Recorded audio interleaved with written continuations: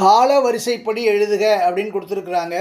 Doctor A P J Abdul Kalam, doctor Shankar Dayal Sharma, K R Narayanan, P Venkataraman இவங்கெல்லாம் நம்ம நாட்டோட குடியரசுத் தலைவராக இருந்தாங்க. இவங்க எந்தெந்த காலத்தில் இருந்தாங்க அப்படிங்கிறத வச்சு இவங்களை கால வரிசைப்படுத்தணும்.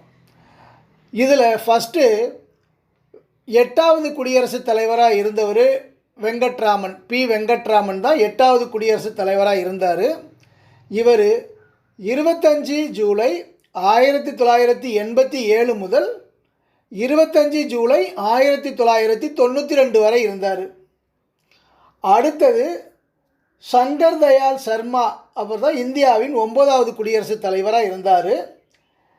இவர் 25 ஜூலை 1992 முதல் 25 ஜூலை 1997 வரை இவர் இந்தியாவின் குடியரசுத் தலைவராக இருந்தார்.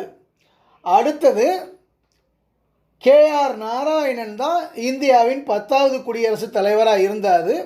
இவருடைய காலம் என்னன்னு கேட்டிங்கன்னா 25 ஜூலை 1997 முதல் 25 ஜூலை 2002 வரை.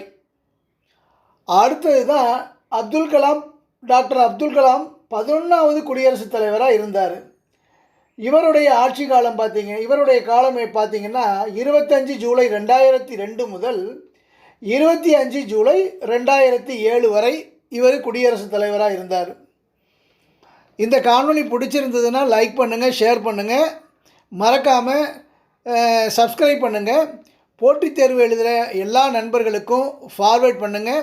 குரூப் 4, குரூப் 2, குரூப் 1 படிக்கிற எல்லாருக்காகவும் இந்த பாரதி தஞ்சை அகாடமியில் நிறைய காணொளி வெளியிட்டு இருக்கோம்.